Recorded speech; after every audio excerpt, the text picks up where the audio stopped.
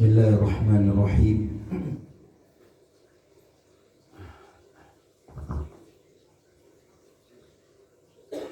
Assalamualaikum warahmatullahi wabarakatuh.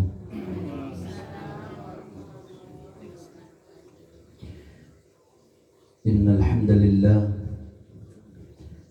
nahmaduhu wa nasta'inuhu wa nastaghfiruh wa na'udzu billahi min shururi anfusina wa sayyiati a'malina.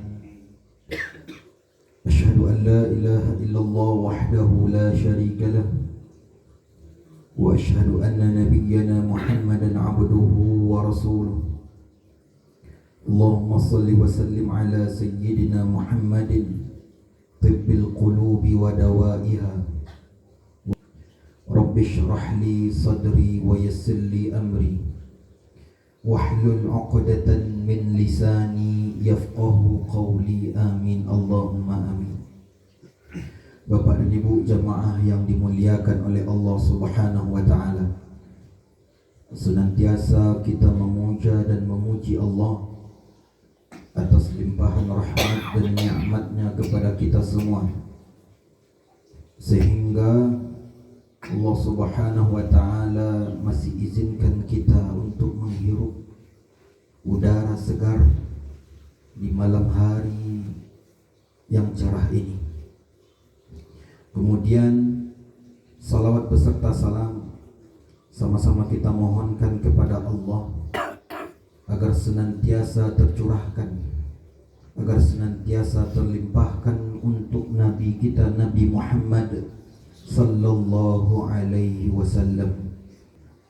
Kalau kita melihat di dalam kajian akidah, kita mempelajari sifat Allah Subhanahu wa taala.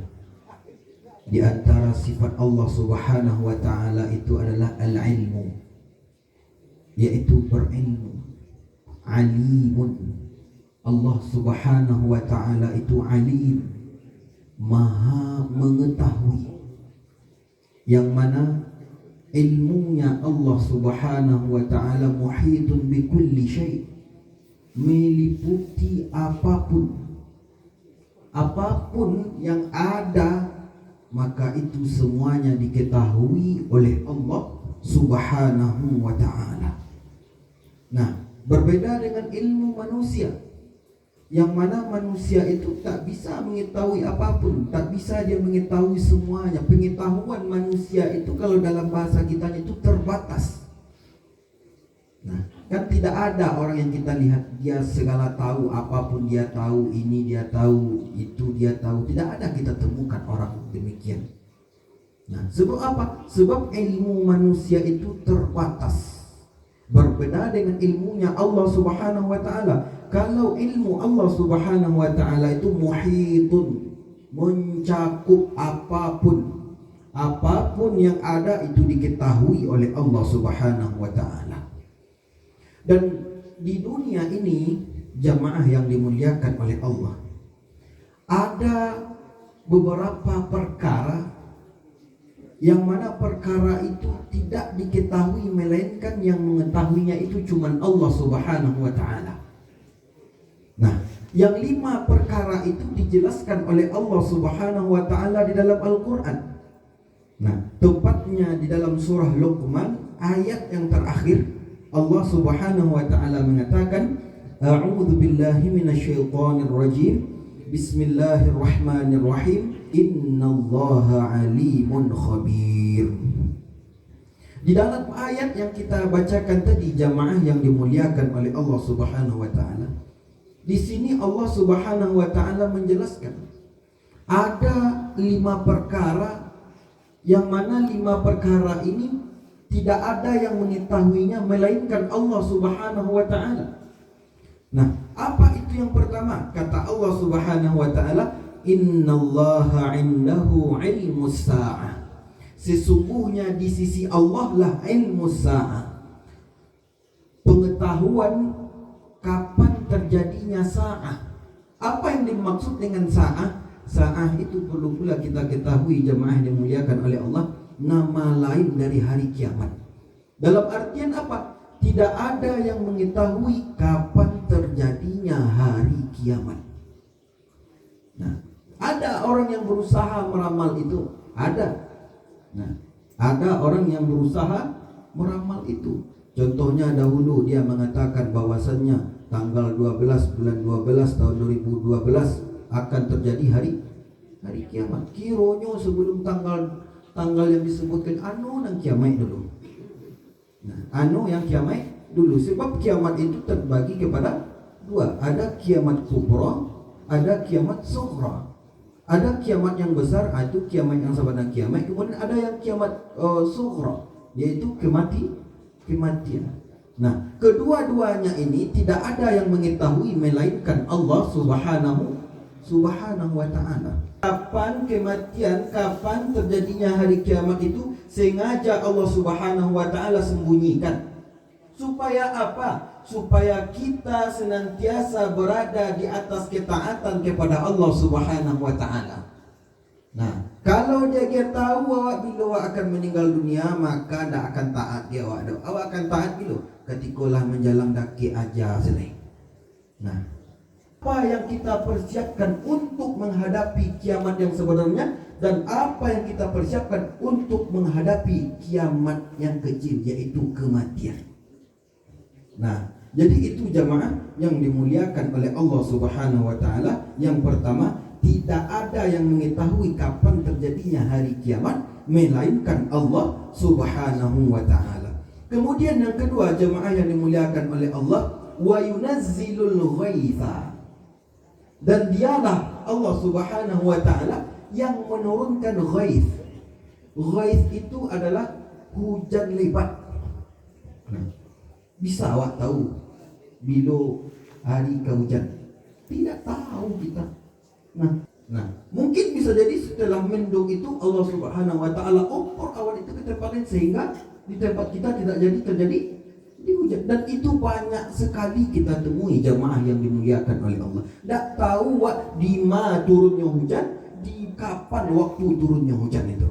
Karena yang tidak diketahui melainkan yang mengetahuinya itu cuman Allah Subhanahu wa ta'ala. Nah, kemudian apa lagi yang ketiga jamaah yang dimuliakan oleh Allah? Kata Allah Subhanahu wa ta'ala, wa ya'lamu ma fil arham. Dialah Allah Subhanahu wa ta'ala mengetahui apa-apa yang ada di dalam rahim. Nah, lai tahu bahwa jamaah yang dimuliakan oleh Allah, khususnya ibu-ibu, ketika ibu-ibu mengandung atau hamil, bisa nak awak mengetahui secara pasti anak dalam laki-laki itu berusianya? Tak tahu awak ustaz. Kini kan zaman lah canggih. Ada namanya USG, bisa mengetahui yang dalam laki-laki atau berusianya. Nah, akan tapi perlu ketahui jamaah yang dimuliakan oleh Allah, apakah USG itu 100% benarnya? Kadang ada je dicaliaknya yang berusi, tapi yang kalau apa? Pernah kita temukan kayak gitu? Sering kita temukan. Menunjukkan apa itu jamaah dimuliakan oleh Allah? Tak ada alat secanggih apapun. Sebab itu Allah Subhanahu wa ta'ala menegaskan dalam Al-Quran. Mungkin Allah Subhanahu wa ta'ala begitu. Ya wa ya'lamu ma fil arham. Cuman Allah Subhanahu wa ta'ala yang tahu yang ada dalam rahim. Wa ya'lamu ma fil arham. Dan Allah Subhanahu wa ta'ala mengetahui apa-apa yang ada di dalam rahim. Nah, kemudian itu yang ketiga. Yang selanjutnya jamaah yang dimuliakan oleh Allah Subhanahu wa ta'ala, wa ma tadri nafsun madza taksibu ghadan. Nah, dan seseorang tidak tahu apa yang akan ia kerjakan untuk esok hari. Nah, bisa awak memastikan jamaah yang dimuliakan oleh Allah dan kawak kerajukan untuk sesuatu yang akan datang? Jawabannya tidak. Nah, contoh singkit saja jamaah yang dimuliakan oleh Allah. Contohnya ibu-ibu kan ajak pergi ke pekan Selasa, ke Padang Dua, ke pasar bawah Balanju.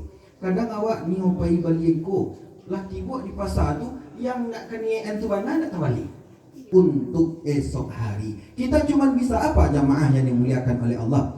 Kita cuma bisa berencana. Kemudian memutihkan rencana waktu siapa? Allah Subhanahu wa ta'ala. Itu adalah keempat. Nah, itu adalah yang keempat perkara yang tidak diketahui, melainkan yang mengetahuinya itu cuman Allah Subhanahu wa ta'ala. Nah, kemudian yang terakhir jamaah yang dimuliakan oleh Allah Subhanahu wa ta'ala, apa kata Allah Subhanahu wa ta'ala? Wa ma tadri nafsun bi ayyi ardin tamut. Nah, dan seseorang tidak juga mengetahui di bumi mana dia akan meninggal dunia. Nah, bisa awak tahu di mana awak akan meninggal dunia nanti? Nah, tidak tahu. Dulu ada orang mengecekkan di mana lah ia di sini meninggal dunia. Lah ia dibuat rendah maka meninggal dibuat rendah. Apakah itu bisa? Jawabannya tidak. Kadangnya lah ia disikut pinyong, kadang-kadangnya ada yang meninggal di Makkah, di Jakarta, di Bandung, ada di Papua, di Amerika, ada di mana lah.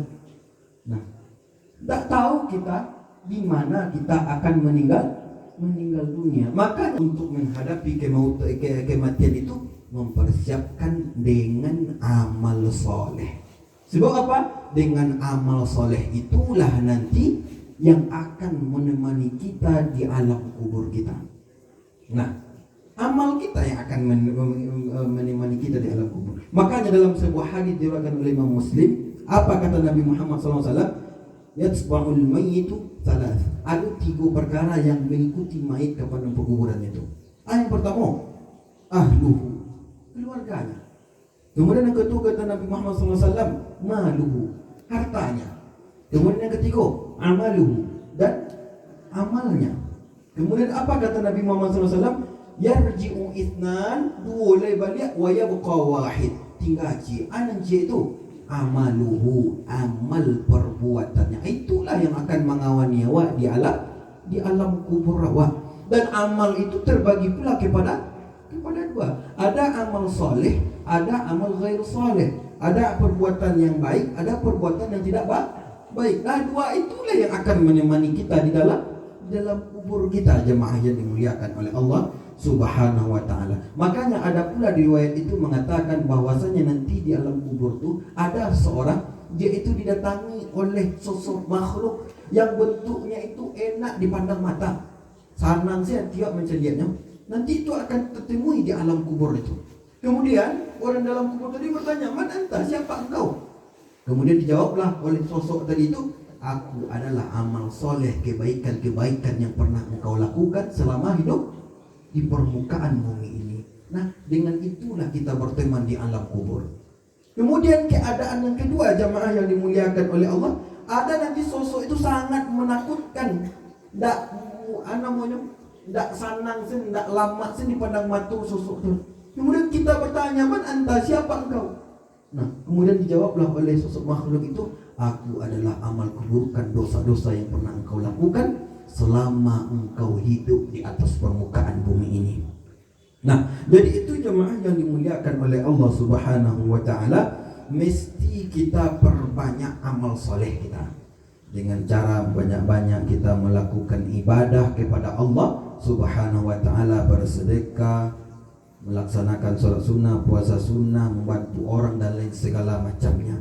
Nah, jemaah yang dimuliakan oleh Allah Subhanahu wa ta'ala, kita hadir di rumah ini tak lain dan tak bukan dalam rangka bertakziah, dalam rangka memberikan hak tetangga yang ada pada diri kita.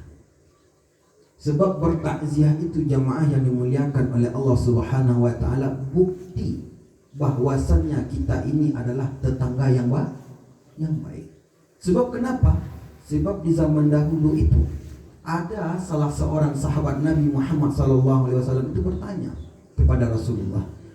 Pertanyaan itu, "Ya Rasulullah, ma haqqul jari 'alal jar?" Apa hak tetangga ke atas tetangga yang lainnya?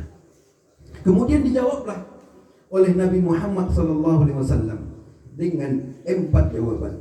Apa itu yang pertama?